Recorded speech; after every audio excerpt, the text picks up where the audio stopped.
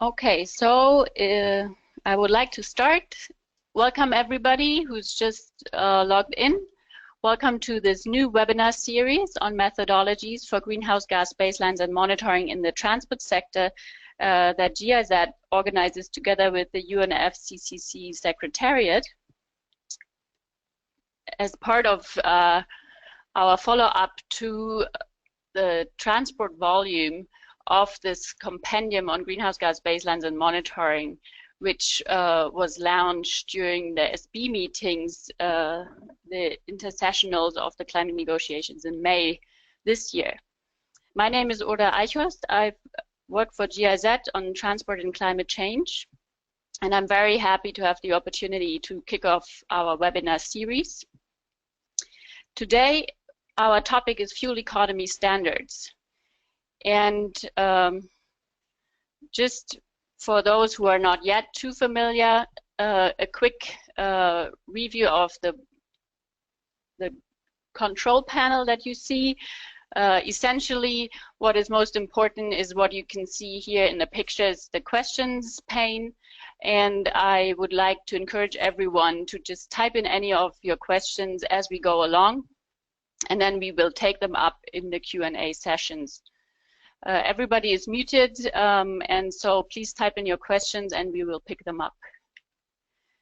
We have 90 minutes ahead of us, and I would like to start with a very short background to the passenger and freight transport volume of the Compendium of greenhouse gas baselines and monitoring before I hand over to our two presenters from the ICCT, Francisco Posada and Zifei Yang, who will introduce the methodology for fuel economy standards. And then we'll have a longer Q&A session in the end, and also in between, after the introduction to fuel economy standards, we'll also have a short break for questions if there are any on the background of fuel economy standards already before we go into details on the methodology. So our speakers today, I've already mentioned them. Francisco Posada is a senior researcher with the International Council on Clean Transportation, and his work focuses on developing technical and regulatory roadmaps for reducing greenhouse gas and pollutant emissions from new vehicles, and also on assessing the implementation costs in emerging markets.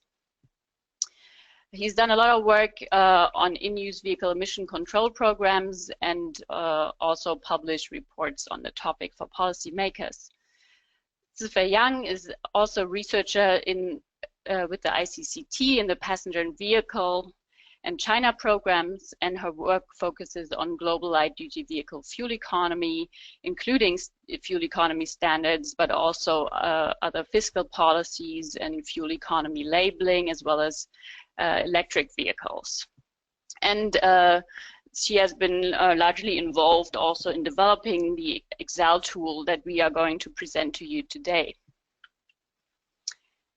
So taking a step back from the fuel economy standards, I would like to give you a little bit of background on how this webinar series came about. As I mentioned earlier in May, we published the passenger and freight transport volume of the so-called Compendium on greenhouse gas baselines and monitoring, and the transport volume covers 8 different mitigation action types that you can see here, including fuel economy standards.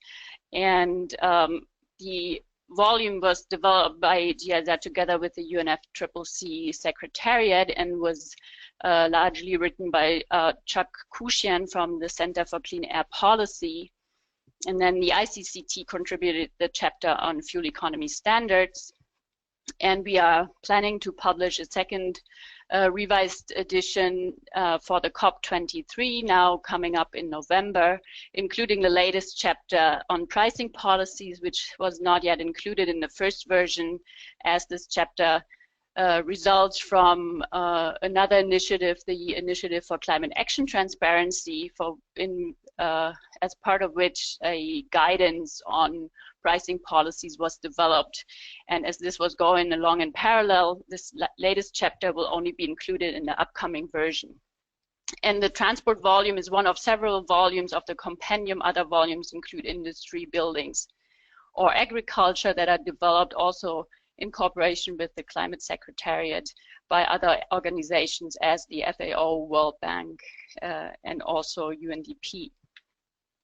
So just to give you a short glimpse into the passenger and freight transport volume, it's essentially a guide to existing methodologies and tools for setting baselines and monitoring the emission reductions from different transport interventions, and organized in these different mitigation action types. Each chapter starts with outlining an impact chain. Here you see an example from alternative fuels, and you'll see the one, and we'll go into detail on the one on fuel economy standards later, and which essentially shows the variables that are targeted by a certain mitigation action type, and also how different indicators are thought to be affected by that particular policy. So this chart basically summarizes the indicators that need to be monitored. And then, of course, there's explanatory text for all the different methodologies and tools that are being presented, and it comes with a sort of navigator that helps users to judge in a first step the level of accuracy and objective of analysis of the different tools that exist, and also the nature of the tool. Is it for ex ante, ex post evaluation, and how what level of detail is required, also in terms of data. In addition to this map, there's tabular guides and descriptions for each of the methodologies to really get an idea of which methodology to use in what situation. And this is done for all the different mitigation action types. So this is all I wanted to say, just to give you a little bit of background. And now we start with chapter 7, because in addition to the compendium itself, the ICCT, as part of our cooperation, has developed an Excel tool they're going to present in a minute, and also a standalone document that links the description of the methodology more closely to how to use the tool, so a little bit of a guide to the tool as well. And these are just we're just finishing up these two documents, doing the final layout, so we will publish them shortly and then also distribute of course, among the list of participants in this webinar. So this is where I would like to stop and already hand over the moderation to Francisco from the ICCT. So just bear with us for a short moment.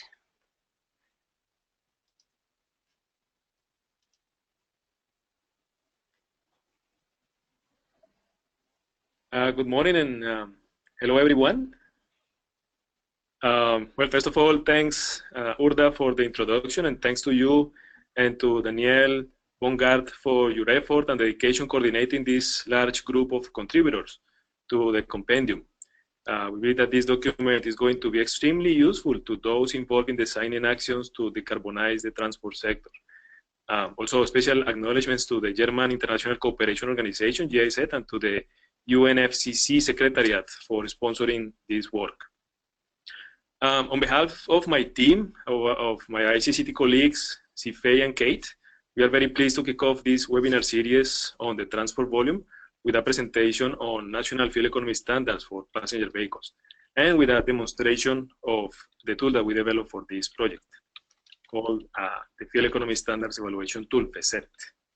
I'll start the presentation with a brief summary of basic concepts on fuel economy standards and the quantification of benefits, and then Zifei will take over to introduce how the tool works, inputs, assumptions, and outputs.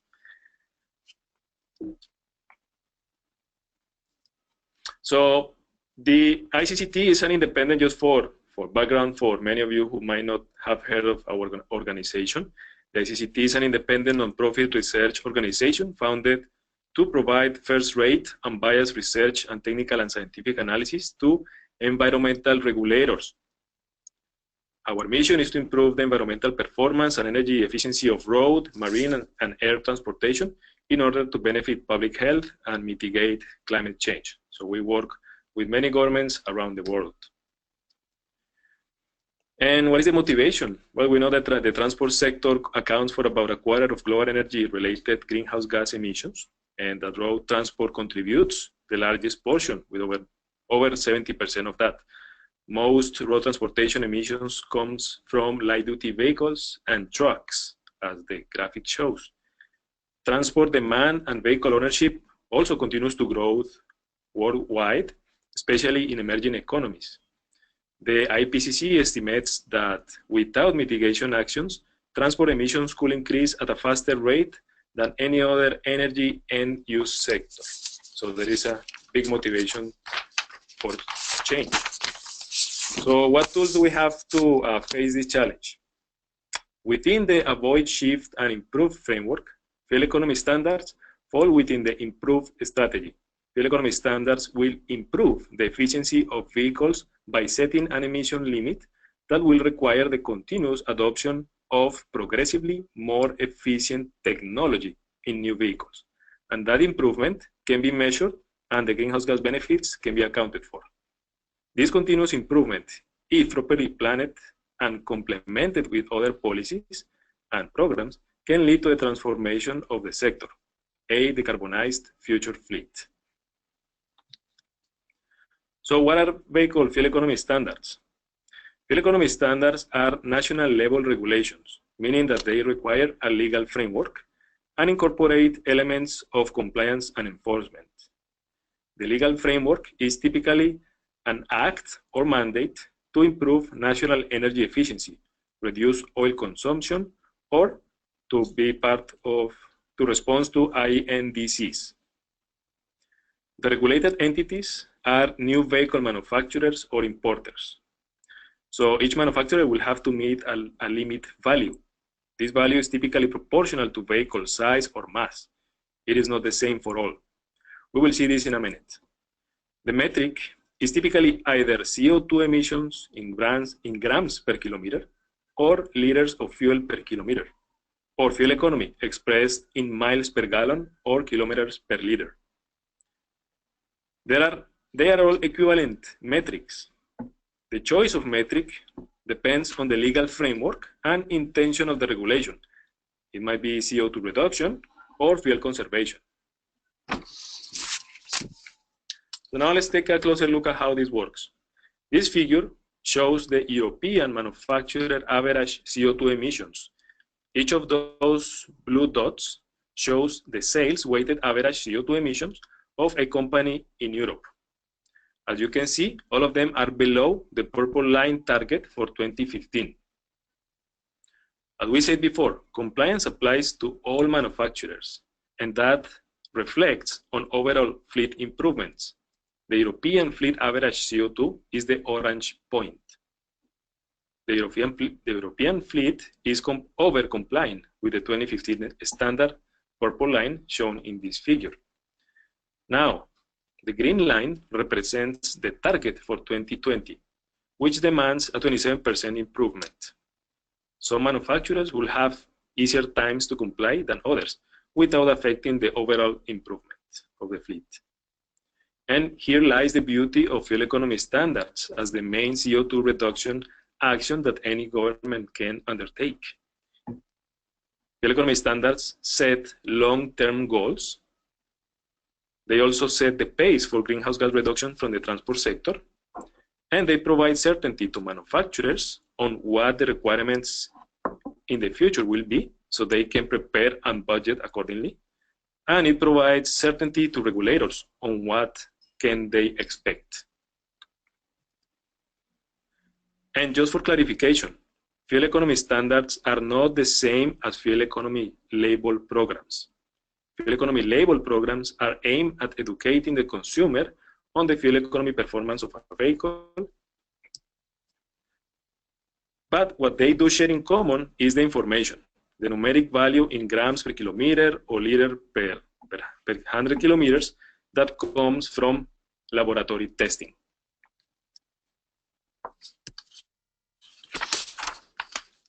So what is the effect on the fleet? At this point, you might be wondering what is the effect of such fuel economy standards on the CO2 emissions of a regulated fleet. This example comes from Europe, where the standards were of voluntary compliance until 2007. Since 2008, the standards were mandatory. The effect on fleet average fuel economy is evident, or CO2 emissions. During the voluntary period, the annual improvement was about 1% per year in terms of CO2 average emissions for the passenger vehicle fleet. After the adoption of mandatory standards, the annual rate of improvement went from 1% to 3.5% per year. A typical rate of improvement ranges from 3.5% to 6% per year for some programs. The figure on the upper right connects the performance of the manufacturer to the average value reached in 2015, shown before, and its historical progression. The European standard covers 12 years of mandatory compliance, and as an additional example, the US covers 13 years of compliance from 2012 to 2025.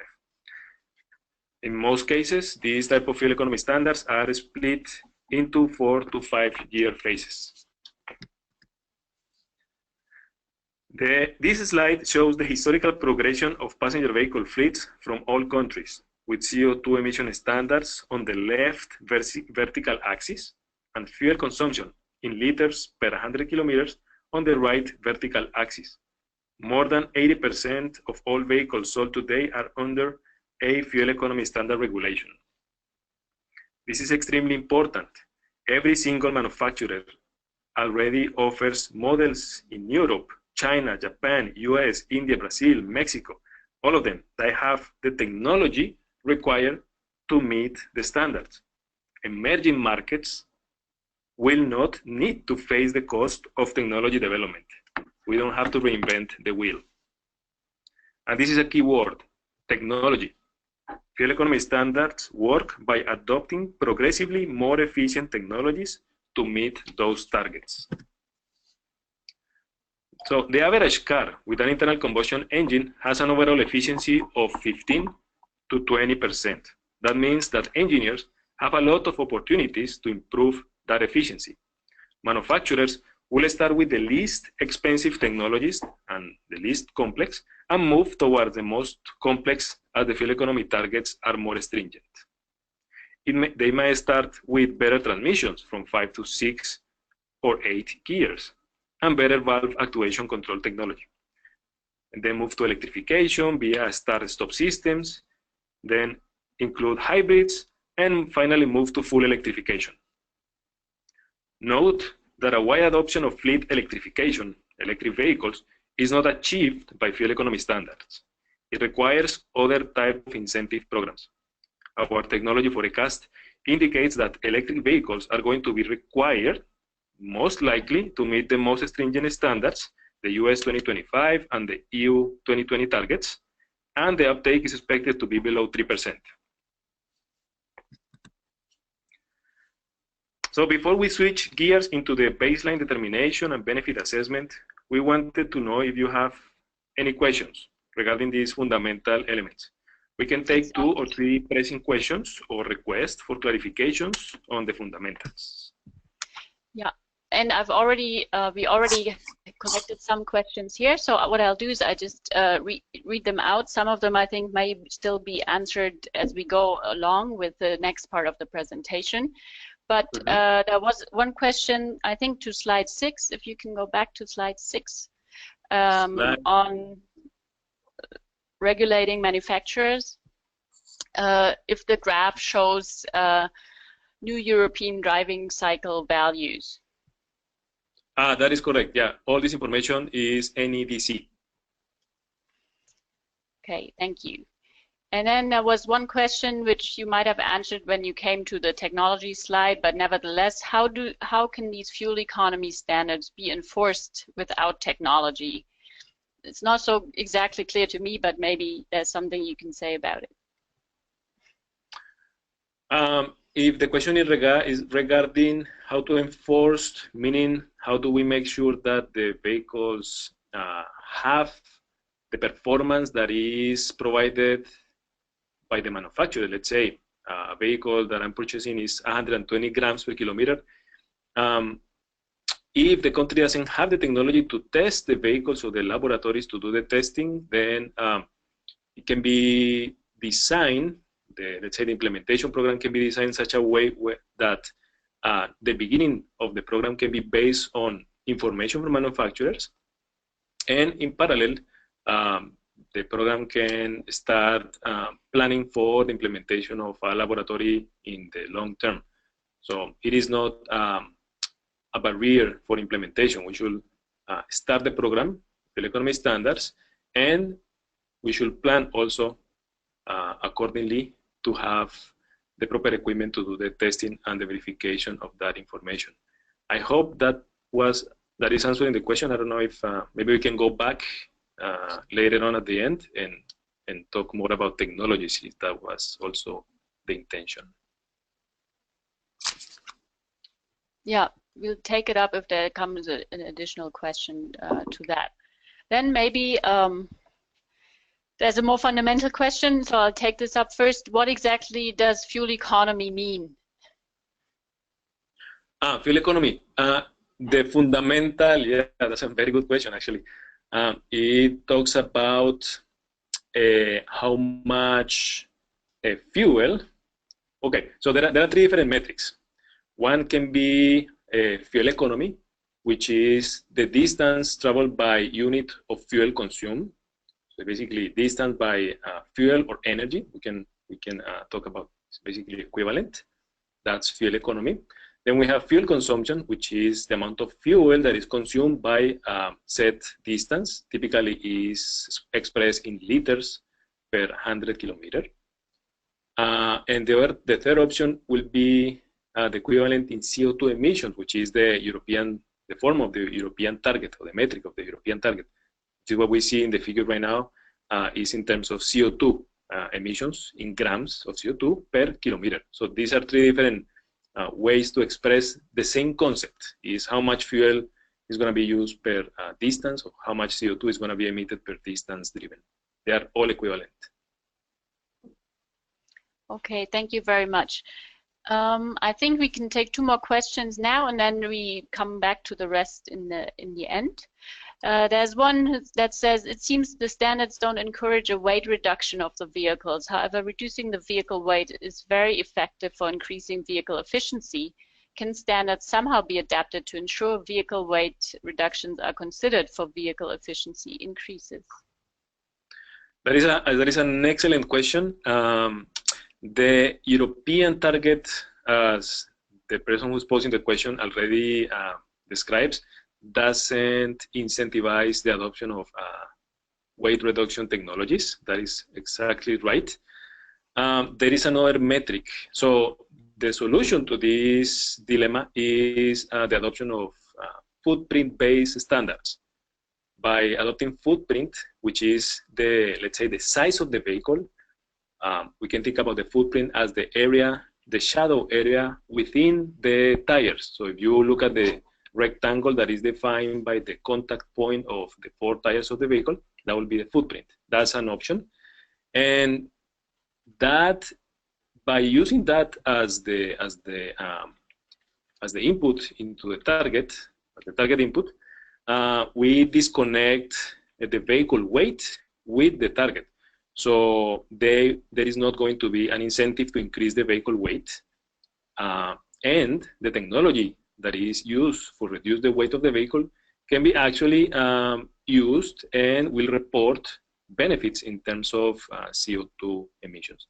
I think this is a very good question, and I have an extra slide. It's not in this presentation, but I can pull it out during the question section to go a little bit more in detail on this. Okay, thank you.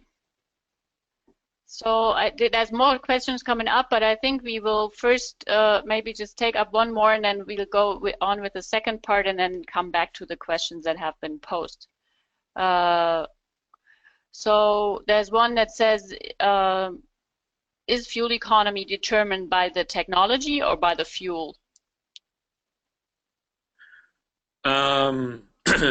Okay, so maybe two things to clarify there. So fuel economy is made, a proper fuel economy policy design or standard design required to make the fuel economy standard completely independent from fuel, and it does not require any specific technology. So the idea is to allow manufacturers to choose what technology they want to use to comply with the standard. So whatever target number you provide or the regulator provide, the manufacturer will choose. If the manufacturer has been investing heavily on advanced transmissions, maybe they want to move forward with that type of technology in their vehicles to meet the standards.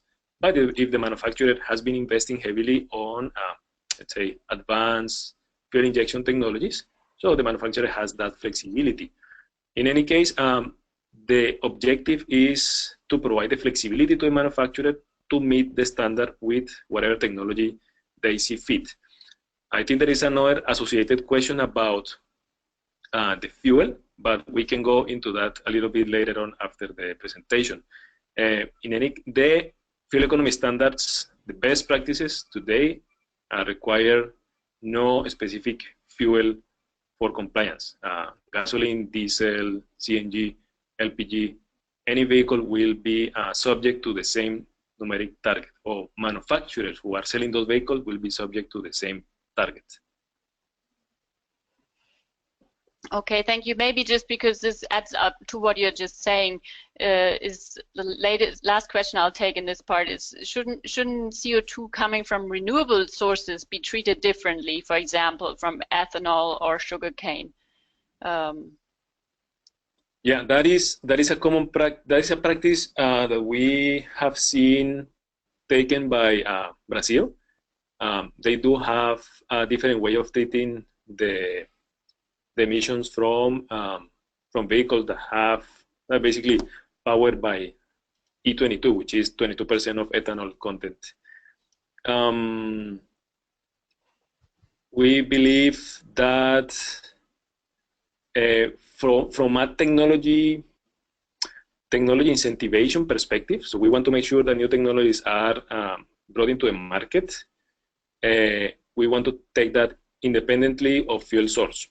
So we make sure that independent of where it's being used with a renewable or a conventional fuel, the technology that we see are the best and most efficient technologies on new vehicles. So I think that is an important, it's a very good question. And the answer is, we want to make the fuel economy standards independent of fuel in such a way that the technologies are brought into the market and there is not a loss of incentive by adopting, let's say, less carbon intense fuels. Now, within the regulation, there might be ways to account for that somehow, but yeah, the standard should be made independent of fuel. Okay, thank you very much. Then I would first leave it to you to go on with the second part of the presentation, which might already answer some of the questions that have come up, and if not, we can still take them up later. Okay, so I will continue with the introduction of basic concepts, and then Zifei will take over on the tool itself. So at this point, you might be, sorry, at this point you might be wondering, what is the effect? No, my apologies. We're going to talk about the causal chain. So adoption of new vehicle greenhouse gas standards brings measurable reductions on greenhouse gas emissions and fuel consumption for the average light-duty vehicle via increased adoption of fuel-efficient technologies, as we said before, resulting on overall fuel efficiency improvements for the fleet. This improvement, coupled with information on new vehicle sales, which has been showing significant growth in most emerging economies, and information regarding activity, have the potential to significantly reduce fleet-wide greenhouse gas emissions compared to business as usual conditions. Those reductions can be assessed applying bottom-up models based on CO2 emission factors, the number of vehicles, and vehicle activity. More importantly, the effect of the fleet is measurable. So let's take a look at the key variables. The first, that's the key variable to improve, is the fuel economy standard. Fuel economy standard is the key variable, and that will be dependent on the policy design. So that is designed by the regulator. Fuel economy standard only influence the emission rates from the average fleet. They are not designed to change or affect fleet size, impose bans, or intentionally change VKT. The stringency standard is very important. Higher CO2 benefits, but at a higher cost. So a balance should be reached. Long-term targets are preferred, and targets are independent, as we said before, of fuel and technology. Manufacturers will decide how to comply with the number. The targets shown in this figure represent those targets adopted by Mexico as part of the Fuel Economy Standard Regulation, covering the 2012 to 2016 standard program. One element to consider for fuel economy standard benefit assessment is the real-world emission gap. This gap is the difference between the value obtained during certification, which is carried out on a laboratory, and the value obtained on the road, we call real-world driving. The values in countries where data has been collected show a gap between 10% to 30%. As gap data is not available in most countries, we recommend using US or European gap data depending on national fleet characteristics.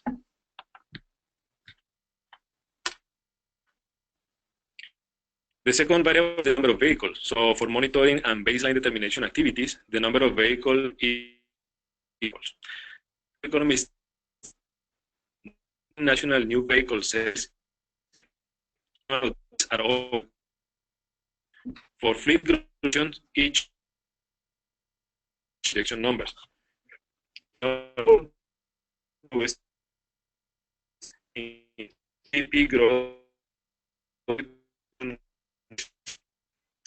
Vehicle retirement rates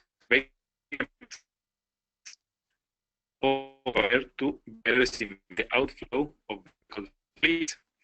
These curves mathematical functions similar to any country based on vehicle stock data.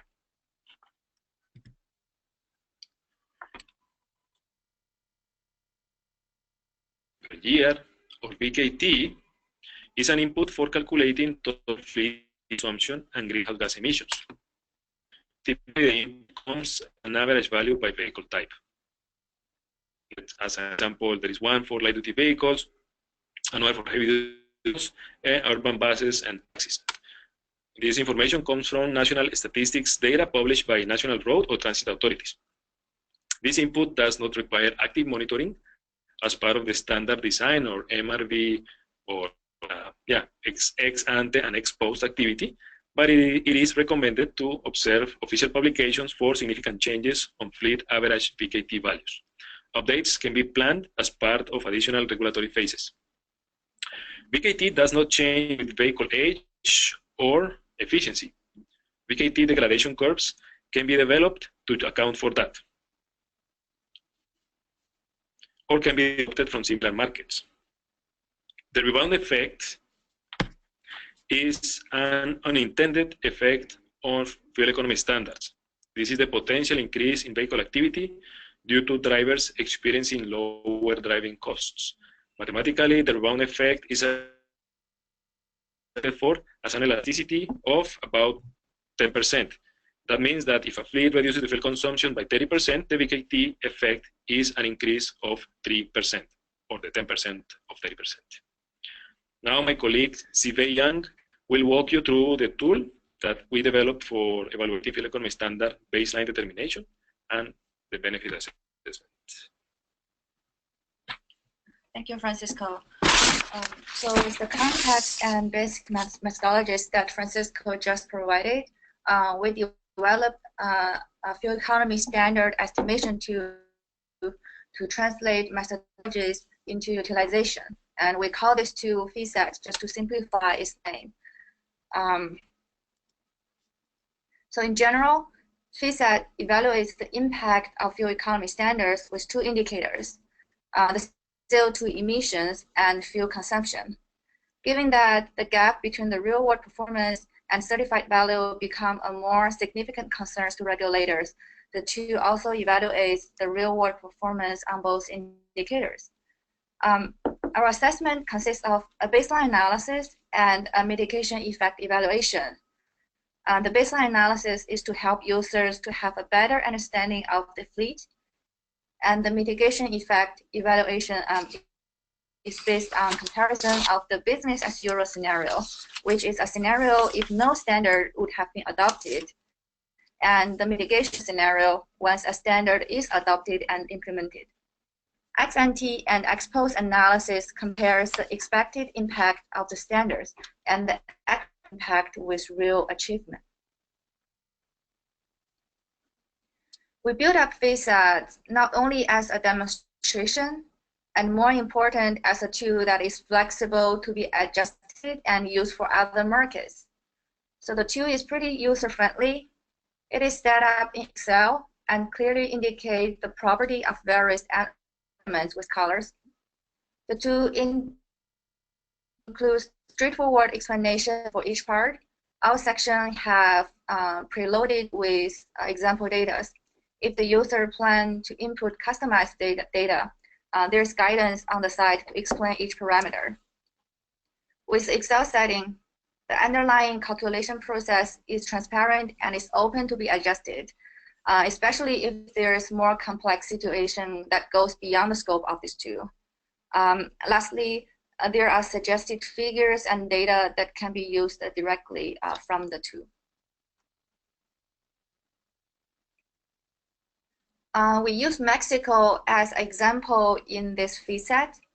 Mexico is the second largest market for new passenger vehicles in Latin America and has set mandatory emission limits for CO2 emissions, and it keeps monitoring the fleet. So it has relatively comprehensive data that we can use in this tool. For situations that the data is not as comprehensive as Mexico, there are also ways to use default data or skip some analysis. I will explain this more as I show you through FASAD.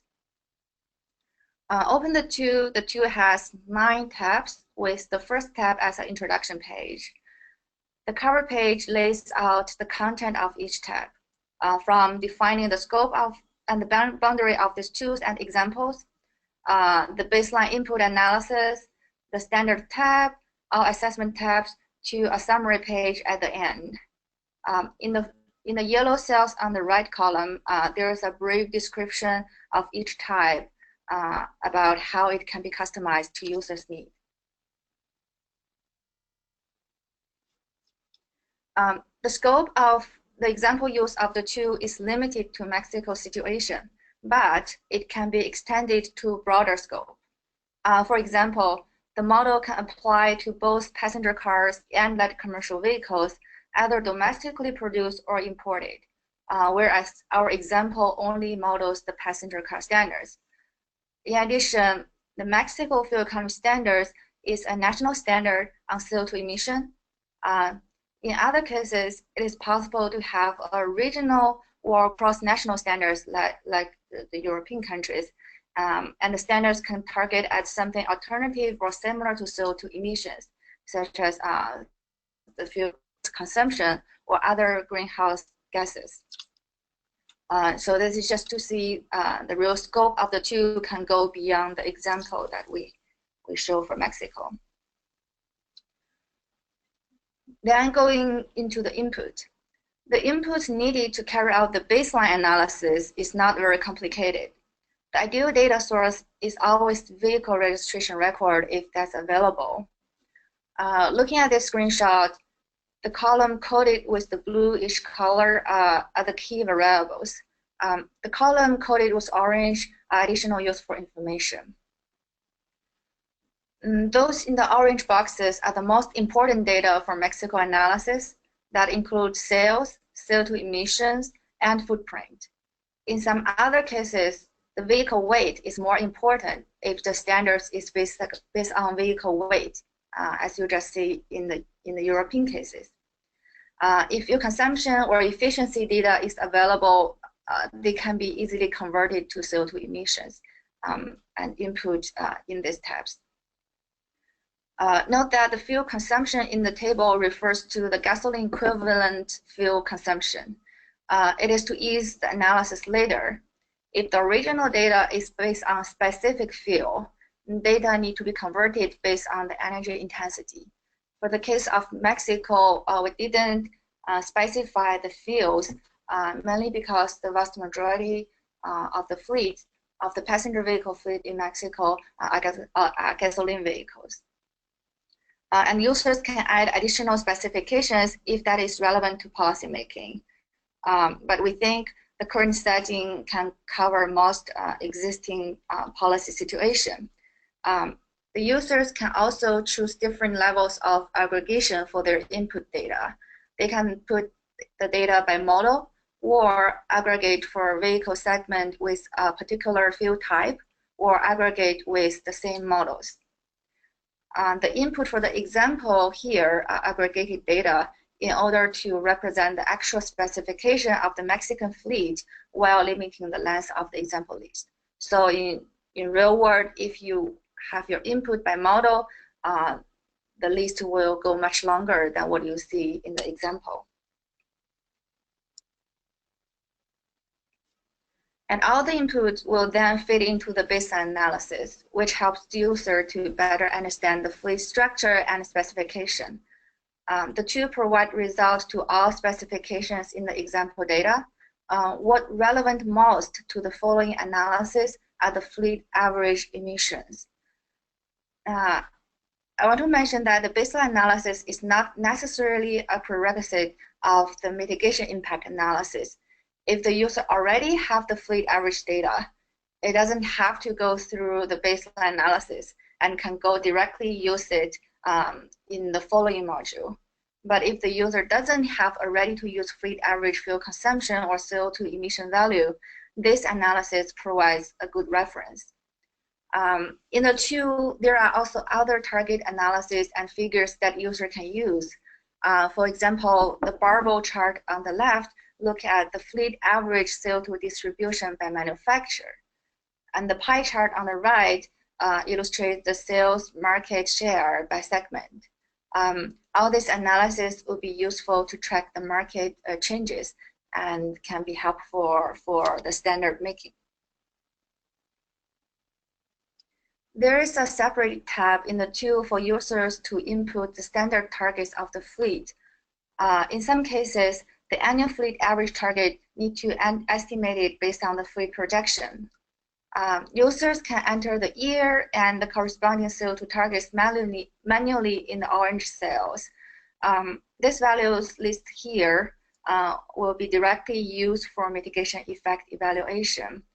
The value listed here are the fleet average estimation based on the Mexico standards formula. If you look into the tool, there are more details on how these values are estimated. For Mexico, we only put down 5 years for the policy making, but the time frame of the policy of the standards can go longer, and as far as 10 years in the tool. And next, we move on to the mitigation effect analysis, which require more inputs for accurate evaluation. The basic assumption includes how far the user wants to look back and how far to look forward. The tool is designed to look at impact on greenhouse gas emissions by 2050. The standard years are the implementation period of the standards.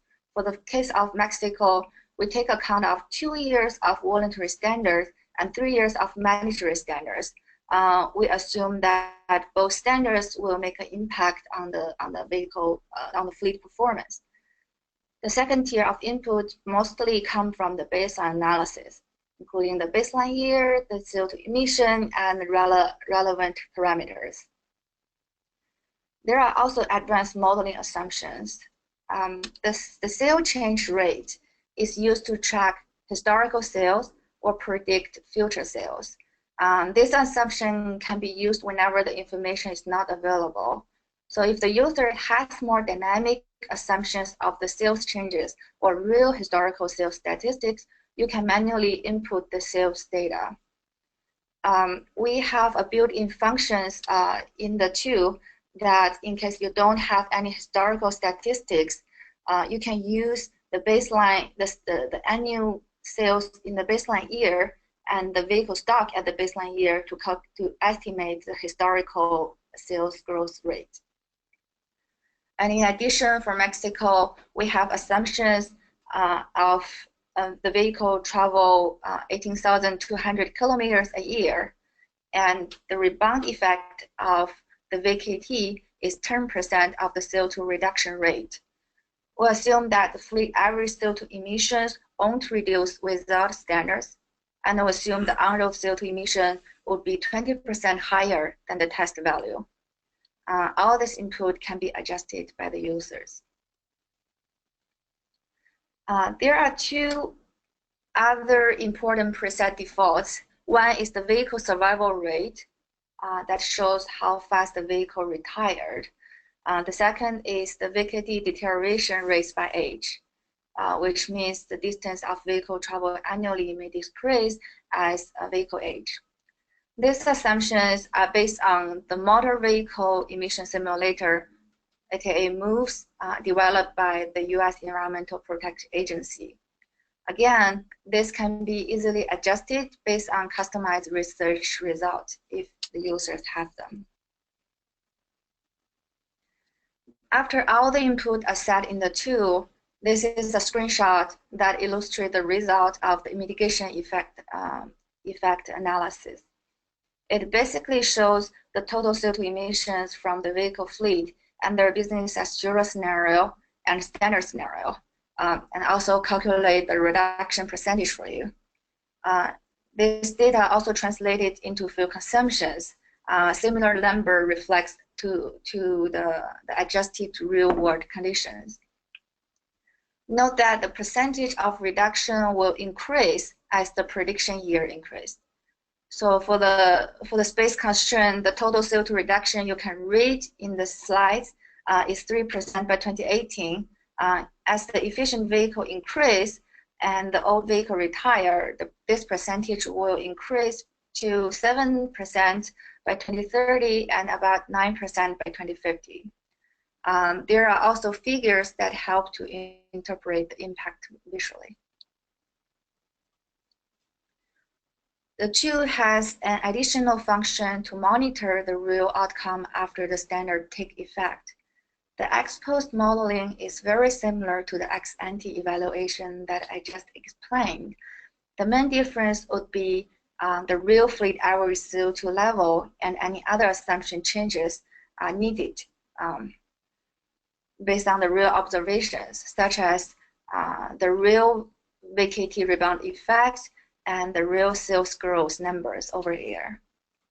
With the similar output, the figure you see compares the estimations before and after the implementation of the standards. Actually, you can barely see the difference between the blue estimated line and the orange ex-post line because there are only tens of tons of CO2 emission difference in the evaluation. So the gap exists, but it's very small, depends on the scale of the figure in the slides. Lastly, the tool concludes with a summary of the analysis, including a summary of the fleet and some key outputs for the mitigation effect analysis. So that's pretty much about the tool. It is a very quick run through of the FACET tool, just to give you an overview of what it can do and how it works. As Urda just mentioned, the final version of this tool will be published along with a tool guide in our report. As a demonstration of the methodology, we aim to make this tool as flexible as possible. We understand that there are various situations that may not be caught by this tool, so we look forward to your questions and comments. Now I hand it back to Urda. Thank you, Zifei, very much for running us through the tool, and also to Francisco for giving us more of the background on the fuel economy standards, as well as the basic approach to calculate emissions from them. So we have collected quite a few questions, and I'll try to lump them together a little bit as far as possible. What I'll do is just, as before, I'll just read them out and then get your answers.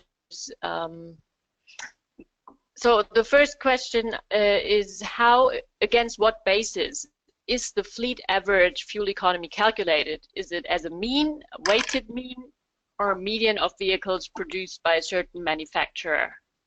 And every manufacturer has a long lineup of production vehicles whose fuel efficiency differs significantly even within one model. I think you've touched this, but not, maybe you can give a little more detail. Yes, so the calculation is made based on a sales weighted average. So the idea is to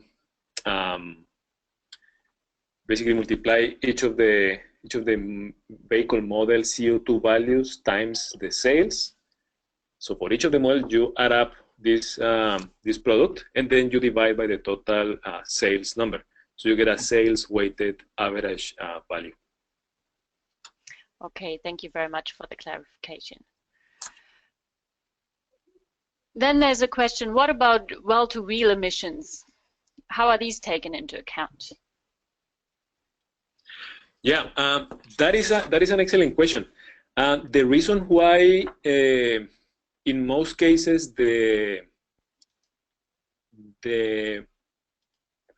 CO2, the greenhouse gases that are emitted through the fuel extraction process and distribution are not included into fuel economy standards is because it's a regulation. The regulated entity is vehicle manufacturers. So it is a regulatory issue to regulate, to ask the vehicle manufacturers to answer questions on the carbon intensity of the sources of the fuel or electricity that is being placed into those vehicles. So it is because of that and it's basically, this also answers the questions as to why biofuels and low carbon fuels are not directly accounted into the fuel economy standards, is because of a legal matter of who are you regulating. We are regulating vehicle manufacturers. They don't have control or authority on what happens with the source of fuel and the carbon intensity of the fuel. So I hope that answered the question.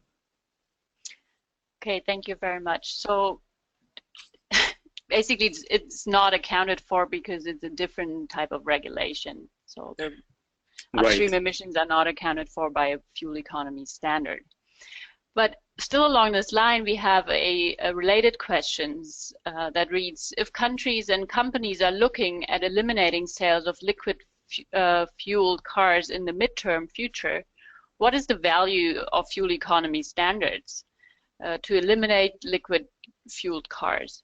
And is CAFE or similar policy the best way to incentivize the rollout of electric vehicles or not? Yeah, this is an excellent question. I think let's go back a little bit to this figure of the historical targets.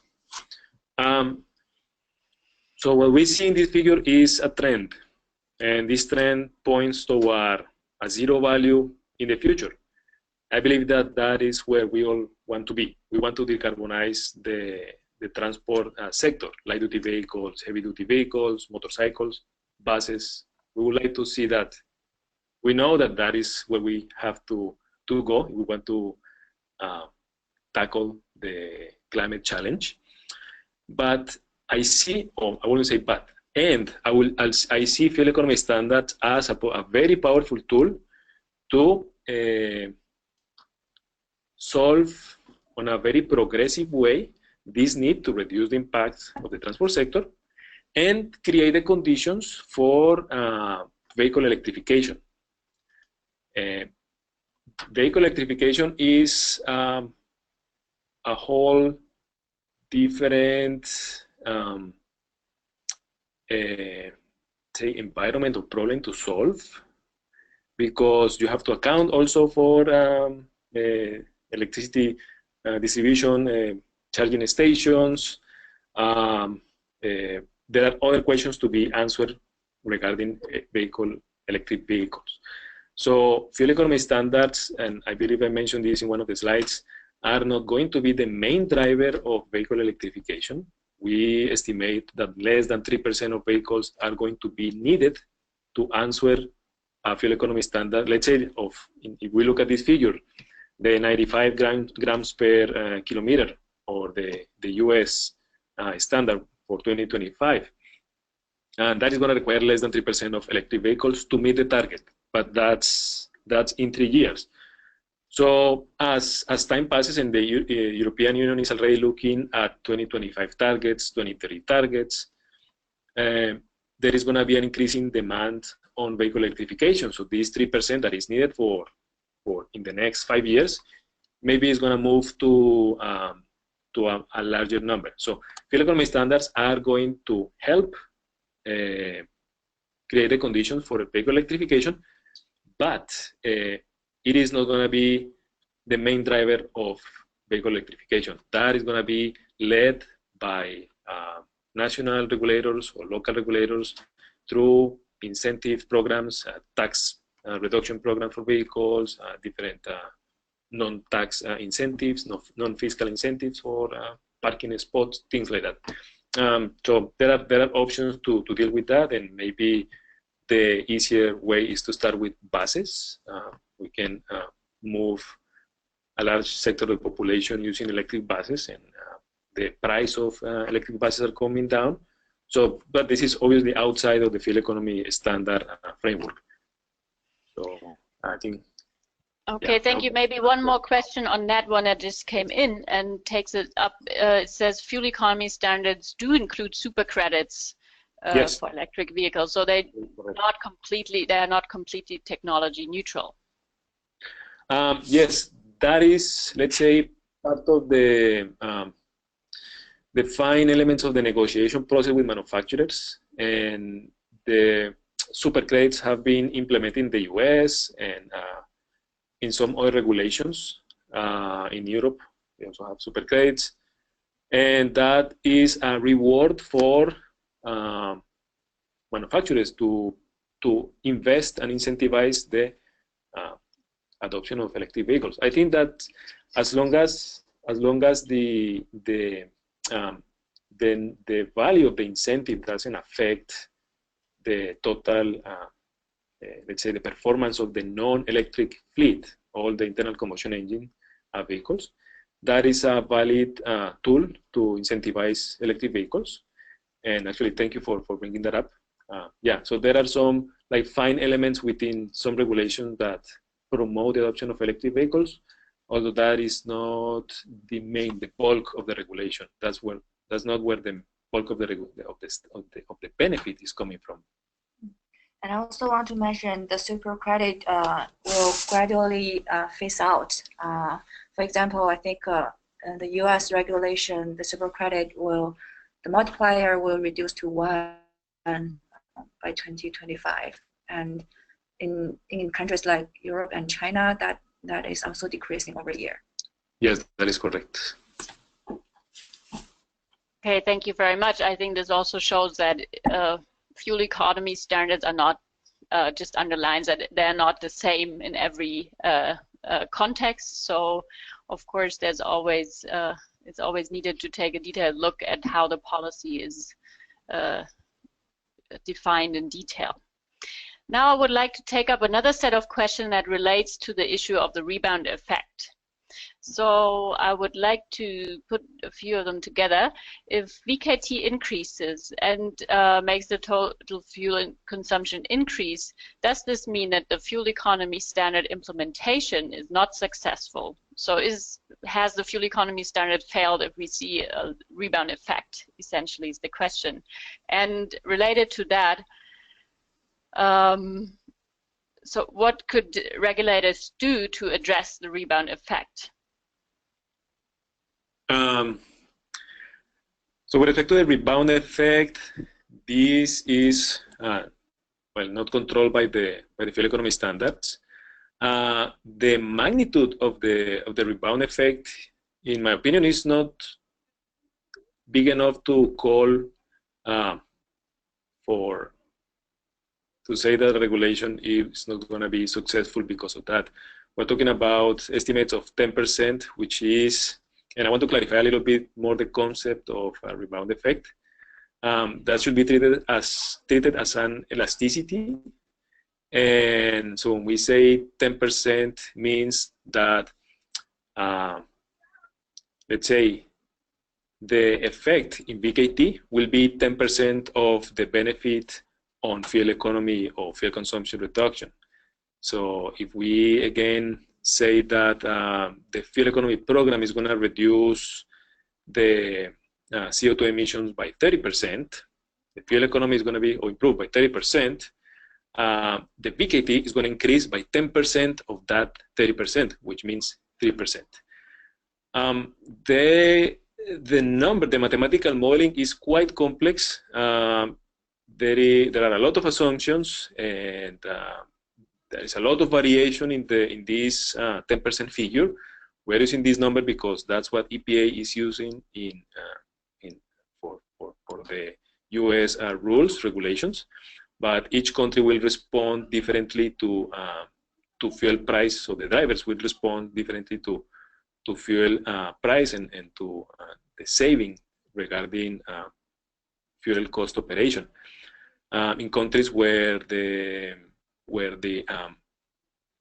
higher income, where the cost of the operating cost of a vehicle is not as relevant, that might be less of an issue. In countries where the cost of fuel operation will be a significant chunk of the family budget, then that might come into play. So we are using right now the 10% for the US based on US data. We haven't seen elasticity or rebound effect analysis for emerging economies. Maybe that's something that other research organizations can take over and try to better understand. Okay, thank you very much for the clarifications. Then there's a question, there's many different questions still, but we still have about half an hour, so I think we're good in terms of time. There's still a couple of questions around the question of footprint. So first of all, maybe could you clarify again, what does the footprint actually mean? Does it, I know you said it, but maybe you can just say again, does it relate to the volume of the vehicle, or really, I mean, the footprint? So this is the first question, what does it mean exactly? And then related to the footprint, also the question, similar to standards based on vehicle mass, don't standards based on footprint simply encourage manufacturers to build bigger cars? Wouldn't it be advisable to have a standard that is somehow independent of such parameters? So I would like to show a couple of, sorry, I got this, my laptop is stuck right now.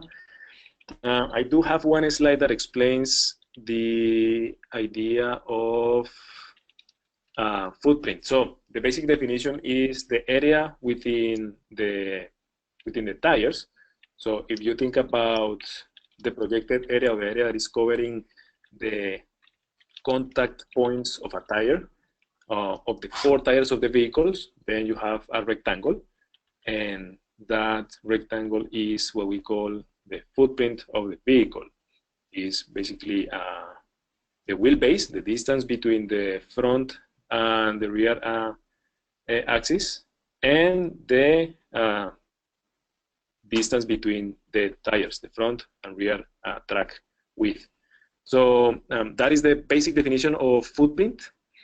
The reason for footprint being a better parameter for fuel economy standard design is because it's completely independent of vehicle mass. It's less affected by vehicle mass. So vehicle mass reductions is one of the less expensive ways to meet the standards. And when we design a standard that is based on mass, there is not really an incentive for manufacturers to, let me show this slide again. There is no incentive for manufacturers to improve or to reduce the weight of the vehicle. As you can see, if you imagine each of those blue points, if that one represents a manufacturer and you start moving, let's say GM, which is right by the border of the target line. If GM improves the vehicle weight and reduces the vehicle weight, it will be placed on the non-compliant side of the curve at the same CO2 emission value. So you can see the negative effect of vehicle weight design targets. It doesn't incentivize vehicle weight reduction technologies, which are one of the least expensive technologies for compliance. This type of situation will not happen on a footprint-based standard. The reduction in weight will have an immediate impact in CO2 emissions, and that will be completely, that will result in a benefit, in a direct benefit for compliance purposes. So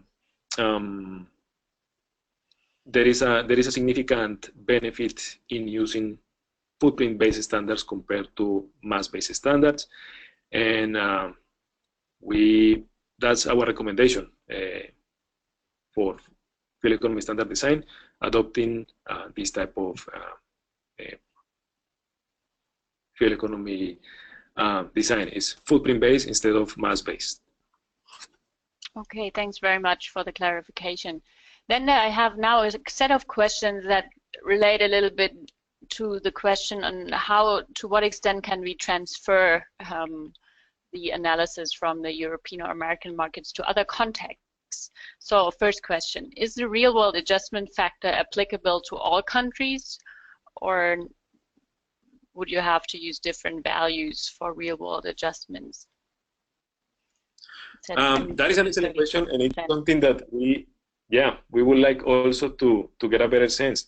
We don't really have data that we could use right now that is not from the US or Europe to better understand the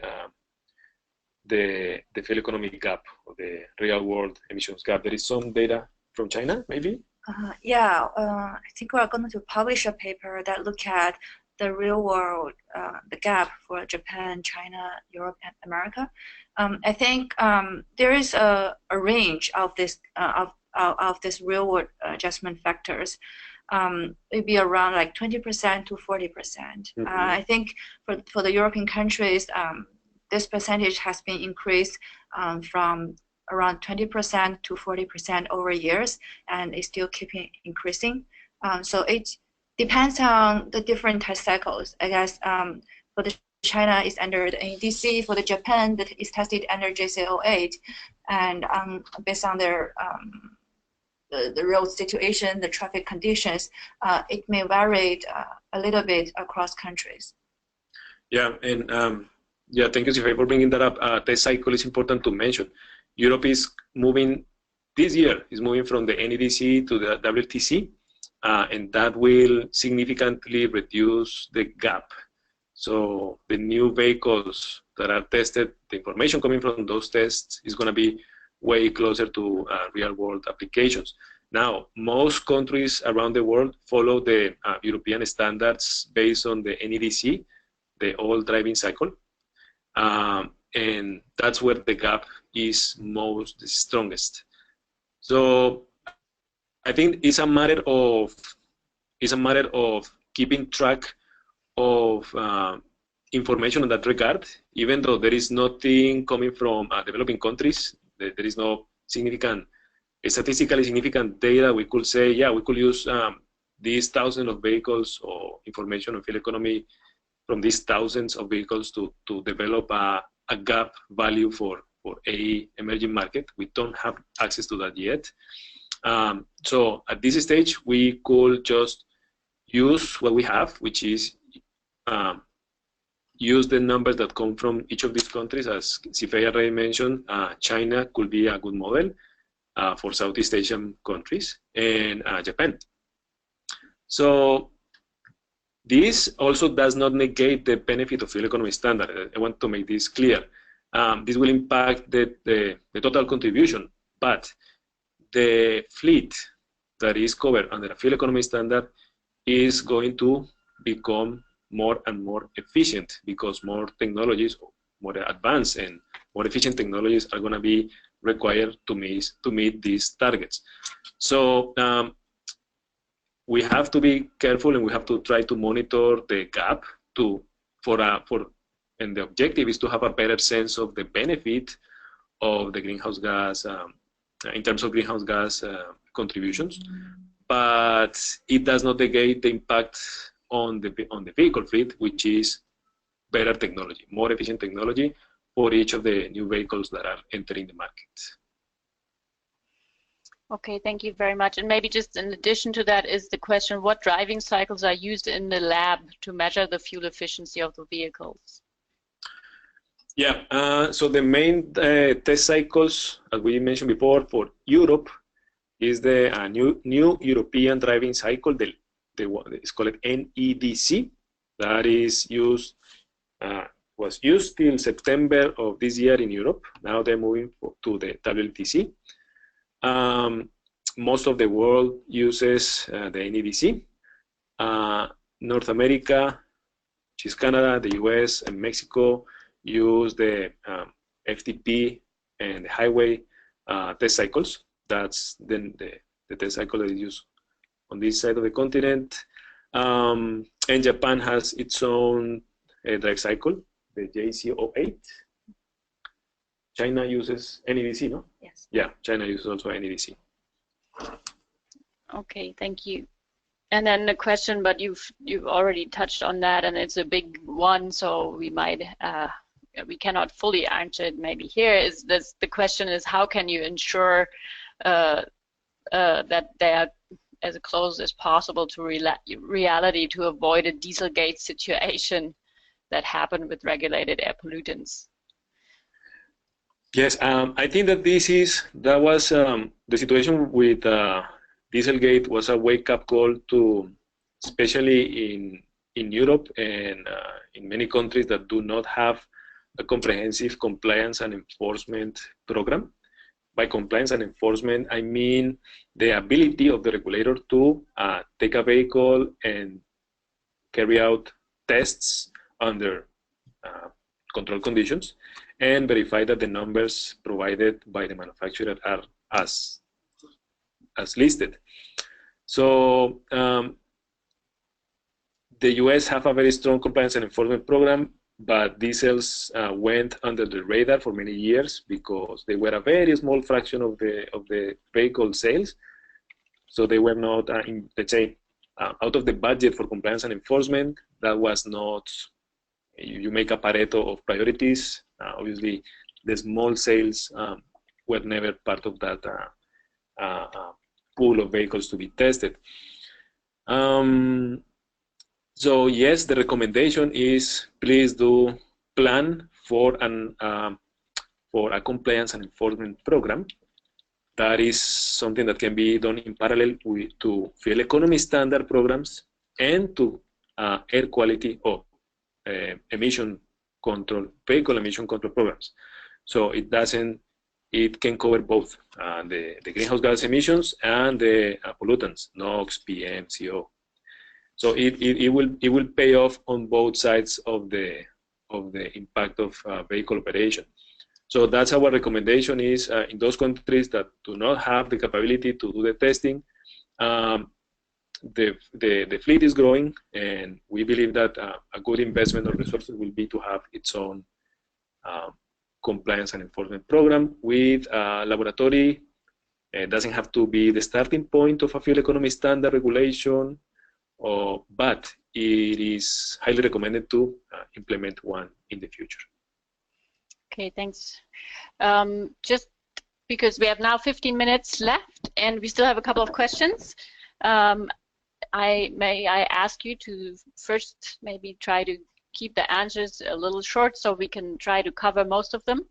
And an interesting question here that reads on South Africa, you base most of your examples on European conditions.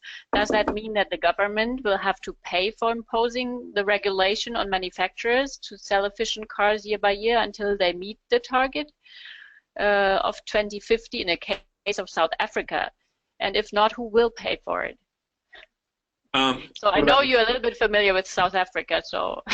Yeah, I'm very familiar with South Africa, but I don't really understand the question. Can you please rephrase it? Yeah, it says,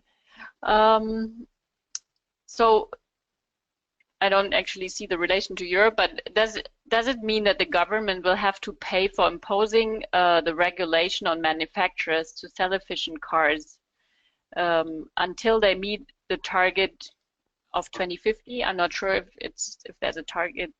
It's which target it relates to exactly. In the case of South Africa, and if it's not the government who pays for that, who pays for the efficiency improvements? Is how I read it. Yeah, well, I think the question might be related to vehicle subsidies, but I don't see the connection with fuel economy standards in reality. To be honest. There is no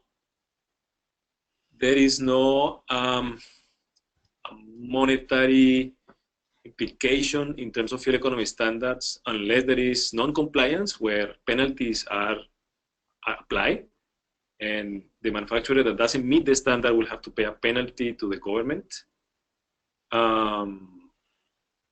which is basically proportional to the default, let's say. I'm trying to get a sense of. I think also it relates to the, of course, it's not the idea of the policy, is not that the government pays for that, but I think it's an argument that's often raised in the European case that it's the manufacturers that have to pay for the efficiency improvement, so to speak, to meet the target. Okay, so maybe if the question is about the cost of the improvement, yes, the technology, as we let me show this slide. Every single of those technologies that are listed there have an associated cost, and there is going to be an incremental cost on each of the vehicles where there is an improvement in vehicle efficiency. Now, the benefit of fuel economy standards is that the driver, at the end of the day, will receive a saving, monetary saving. So the money that is originally invested in the, let's say, an additional price of the vehicle will be paid off as the vehicle drives and as fuel is saved. So we are seeing payback periods of between 2 to 4 years, depending on the local national fuel prices. So the higher the price, the faster the recovery point for the person who's buying a new vehicle with advanced technologies. I don't know if that sort of answered the question better. And of course, this technology is going to increase the cost of production, and this is going to impact the price of the vehicle at the point of sale. But the savings or this additional cost or price, let's say this additional price is going to be offset by the fuel savings in the long term. Now, and I know that we want to make these answers short, but I need to say this. I have to say this. We know that the people who's going to buy the second or the second user, who might not have access to, might not have the capacity to buy a new car, and they will not face this additional cost, and they will still benefit from the fuel savings. So it's actually a type of regulation that will help people buying on the second or the used market vehicle, although the regulation is targeted for new vehicles. Okay, thanks a lot. You also mentioned the fines, and then maybe you can say a little more about that. Are there specific examples from countries where manufacturers are fined? How high are these fees? Is there any real-world examples? Yes, so each country, and this is, let's say this is an evolving answer. The European Commission used to have a specific set of penalties for non-compliance, but that has been changing over time, and it is associated to the amount of CO2. Let's say for each gram of, if you look at the average, for each additional gram of CO2 above, let's see this figure. For each gram of CO2 above the line, the target for each of the manufacturers, there is an associated penalty. If I am correct, it's about 90 euros 95. per gram, 95 euros per gram, per additional gram of non-compliance. That is the penalty. And this number is important because typically the technology is about 40-50 euros per gram in terms of improvements. So the penalty is built into the regulation in such a way that it is more expensive to pay the penalty than to pay for the technology to comply. Okay, thank you very much. But yeah. And do you know of anyone who has already paid? Nevertheless, even though it was more expensive. In Europe, we are not familiar with the. Do you have some idea? In Europe? I don't know the case because, like in the system, there are some flexibilities. Just that if a factor doesn't meet the fleet average target for the year, they may have some chance to produce more efficient vehicle in the next year and pay back for this year. So there are some flexibility here. We didn't know any specific case. Yes, I think that's a very good point that Zifei is bringing up. Within the regulation and on the specific design, how the standard was designed, you can have a target that moves or improves year by year, like in this figure for Mexico. So in this target, you have a target per year, and in the case of a default by the manufacturer, let's say in the first year, the manufacturer can pay that default, pay in terms of grams of CO2 per kilometer on the next year. So let's say it accrues a debt with the system, but it pays off by over-complying in the next year. So there are some flexibilities to balance off some of the most critical cases. And if at the end of that cycle of paying back and forth debts and credits, if at the end of the cycle there is still non-compliance, then penalties will apply. So yeah, the penalty is kind of the last resort, and there is a long period of flexibilities where the manufacturer can make up for the defaults.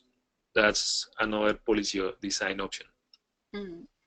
Thank you. Then maybe the last few questions. There's one on when a huge market like the European Union already sets targets for fuel economy or CO2 standards, sales-based targets, which sort of forces the manufacturers to improve the efficiency of their cars.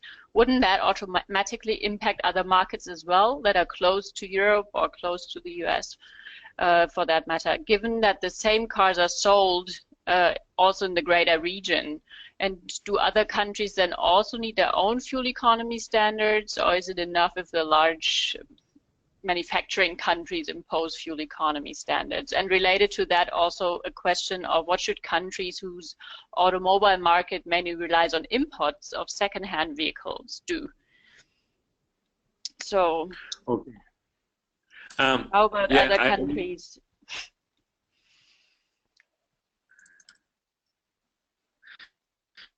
Yes, I would like to answer the question starting with the last one, used imports. I think one of the easier ways to control the fuel efficiency of used imports is with minimum efficiency performance standards, what we call MEPS. This sets a minimum value, and that is a threshold value. And if the vehicle doesn't meet the threshold, then the vehicle cannot be imported into the market. So I think that's one of the easier ways to deal with used imports, is to set a number. Say, yeah, the vehicle has to emit below 120 grams per kilometer. If it's above, then it cannot enter the market. So that's the easier solution for used imports. With respect to the original questions on if the Europeans are already developing the technology, will that technology trickle down into emerging markets? And those or markets neighboring will countries. benefit. Or neighboring countries, right? Neighboring countries. We have, here's the deal, that is possible. The technology does slowly move into other countries, but there are couple of things to consider regarding that. First of all, you have no control over what is the rate of improvement. If you don't have a regulation, it can go down slowly as some consumers of the higher end brands, let's say the BMWs and the Daimler, the Mercedes, are buying vehicles with exactly the same technology as are being produced in Europe. But in some cases, we have seen that manufacturers significantly tailor some vehicle models for local markets, and they might not adopt all the technology options in terms of fuel efficiency. So it might be true for some of the segments, especially the high-end segments, luxury cars and the large vehicles and SUVs. But for those vehicles targeted for low-income families, small cars, compact cars, that might not be the case. So because there is no control, the regulator cannot actually predict or expect a positive fuel economy impact in the overall for the fleet. So that's one of the huge benefits of fuel economy standards, is that it actually gives you control over that change. It sets a rate of improvement, and you can actually measure, and you can actually evaluate the benefits. So that's one thing. And the second thing, and I think this is very, very important, is that if you don't have fuel economy standards, you have no control over what will be the impact in terms of fuel economy efficiency, the overall fleet efficiency, when fuel prices change. So today we have a reasonably low fuel price, let's say the petroleum, the price per barrel, compared to what happened in 2010, where we have $100 per barrel fuel efficiency. So in those cases, if the fuel increases, people is going to start moving towards more efficient vehicles, which is great.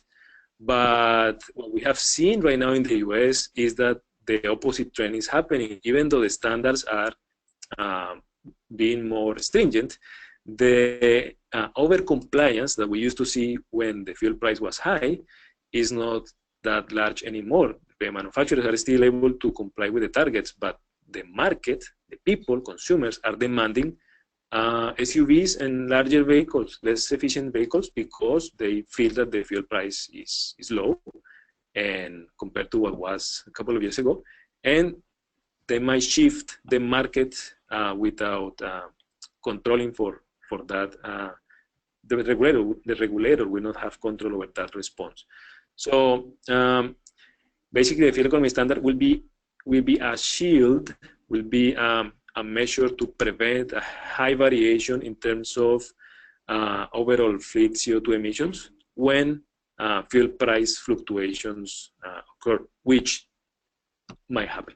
That's what we have seen in the last couple of years. It might happen. Okay, thank you very much. I think we will have to wrap it up. We couldn't answer all the questions, but most of them. So thank you again very much, both of you, for your inputs and feedback. And also thank you very much to all the participants and your many questions. I think it really enriched our webinar and the discussion.